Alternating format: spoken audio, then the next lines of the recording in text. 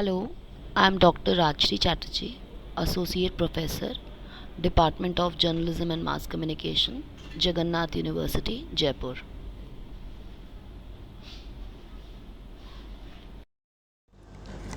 Hello everyone. Today I'm going to talk about parliamentary privileges and immunities.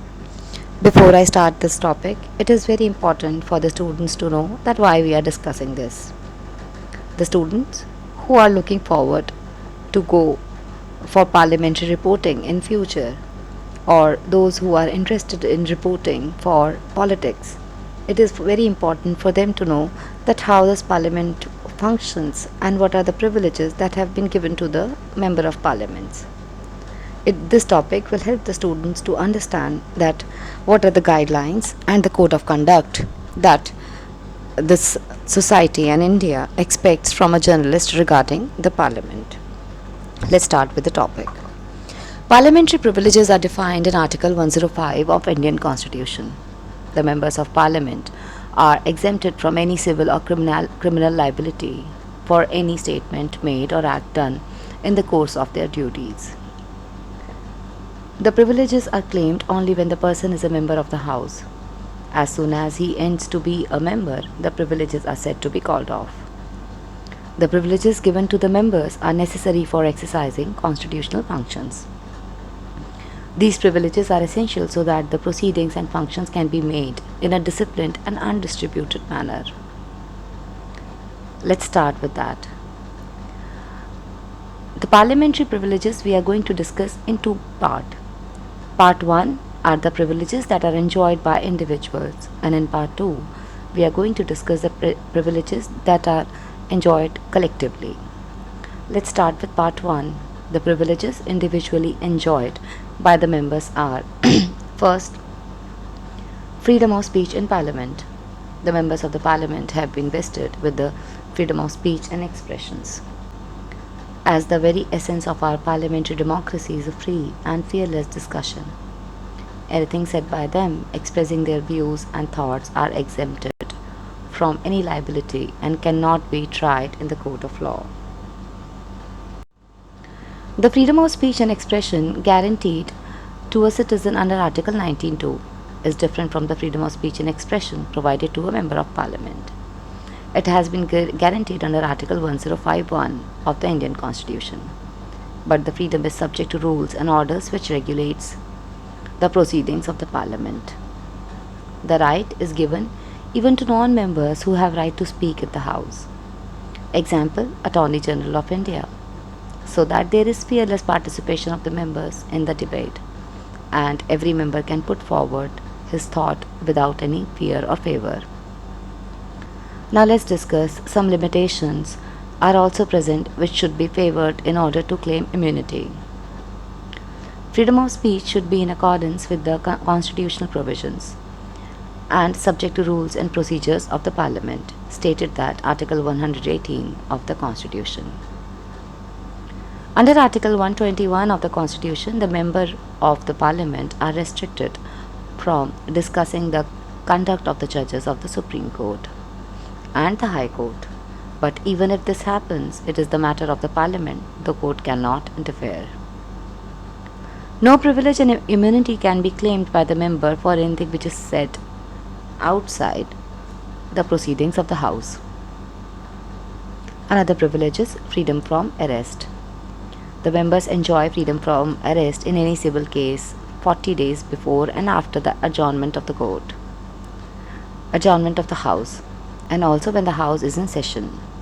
No member can be arrested from the limits of the Parliament without the permission of the House to which he/she belongs, so that there is no hindrance in performing their duties. If the detention of any member of the Parliament is made, the chairman of the Speaker should be informed by the concerned authority. The reason from the arrest, but a member can be arrested outside the limits of the House on criminal charges against him under the Preventive Detention Act, the Essential Service Maintenance Act, the National Security Act, or any such act. Next point is freedom from appearing as a witness. The members of the Parliament enjoy privileges and are exempted from attending court as a witness. They are given complete liberty to attend the House and perform their duties without any interference from the court. They also have power to make rules of procedure. Under Article 118, each House of Parliament has the power to make rules and regulate its proceedings and conduct of its business.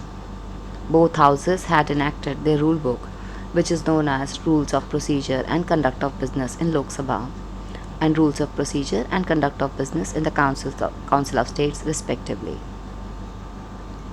So far, we have discussed the privileges that have been enjoyed individually. Now, let's discuss privileges enjoyed by the members collectively as a part of the Parliament. The first point is right to prohibit the publication of proceedings.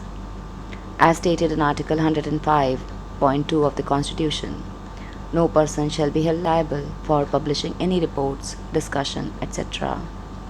of the House under the authority of the member of the House for paramount and national importance.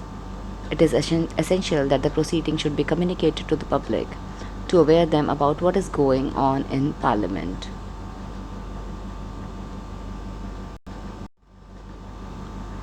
By any partial report of detached part of proceeding or any publication made with malicious intention is disentitled from the protection. Protection is only granted if it reflects that true proceeding of the House. If any expunged proceedings are published or any misrepresentation or misreporting is found, it is held to be breach of the privilege and contempt of the House. Next point is right to exclude strangers. The member of the House have the power and right to exclude strangers who are not members of the House from the proceedings. The right is very essential for securing free and fair discussion in the House. If any breach is reported, then the punishment in the form of admonition, reprimand, or imprisonment can be given. Next point is the right to punish members and outsiders for breach of its privilege.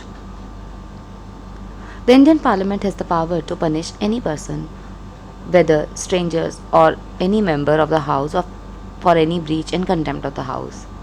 When any breach is committed by the member of the House, he/she expelled from the House.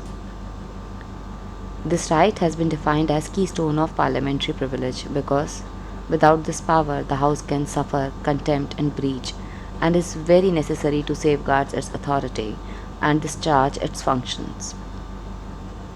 This power has also been upheld by the judiciary in most of the cases.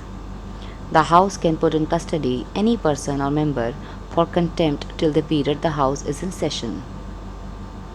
Another point is the right to regulate the internal affairs of the House. Each House has a right to regulate its proceeding in a way it deems fit and proper. Each House has its own jurisdiction over the House, and no authority from the other House can interfere in the regulations of its internal proceedings. Under Article 113 of the Constitution, the House have been empowered to conduct its regulation for proceedings and cannot be challenged in the court of law on the ground that the House is not in accordance with the rule made under Article 118. The Supreme Court has also held that this is general provision and rule is not binding upon the House. They can deviate or change the rule anytime accordingly. Next point is punishment prescribed for a breach of privilege or the contempt of the House. Imprisonment. If the breach committed is of grave nature, the punishment can be given in the form of imprisonment of any member or person. Second is imposing fine. If in the view of the Parliament the breach or contempt committed is of electronic offence and any pecuniary gain has been made from the breach, then the Parliament can impose fine on the person. Prosecuting the offenders. The Parliament can also prosecute the one committing the breach. Next is punishment given to its own members. If any contempt is committed by the members of the Parliament, then he is to be punished by the House itself, which could also result in the suspension of the member from the House. Now let's discuss What constitute parliamentary breach or contempt of the House? There is no codification to state clearly that what action constitute a breach and what punishment it entails, although there are various acts which are treated by the House as the contempt. It is generally based on the actions which tend to obstruct the proceedings of the House and creates a disturbance for the members. Some of them are briefly discussed. The very first one is giving any misleading statement in the House. The acts which are done solely for the purpose to mislead are considered to be contempt of House. If the statement is made by the person who believes information to be true, then is no breach involved. It has to be proved that the statement was made with an intention to mislead the House. Next is disturbance by the outsiders. Any disruptions created by the shouting slogans or throwing leaflets, etc., with the purpose of disturbing the proceedings of the House is regarded as major contempt by the House. The person is imprisoned by the House for a specified period of time, or a warning is given depending on the seriousness of the case. Any kind of assault on the members. Here, the privilege available when the member is performing his duties. An assault done by any person on the member of the Parliament in the course performing his duties is treated as contempt of the House. Next is writings or speeches about the character of the member. Any speech published or libel made against the character of the member is regarded as the contempt of the House. They are regarded to be necessary because it affects the performance and function of the member by reducing the respect for him. So clearly, any attack on the privilege of the members by any means is considered as a breach of the privilege, and the Parliament can take action regarding the same. So here, what we have discussed in this topic, in two parts we have discussed the privileges enjoyed by individual and collectively as a group, as a House, and then the provisions for the punishment and what exactly considered to be the contempt of Parliament. These points are very important for a journalist to know. So in case you are covering for Parliament, you should know the privileges and you should always be careful so that no contempt is made against the Parliament. Thank you.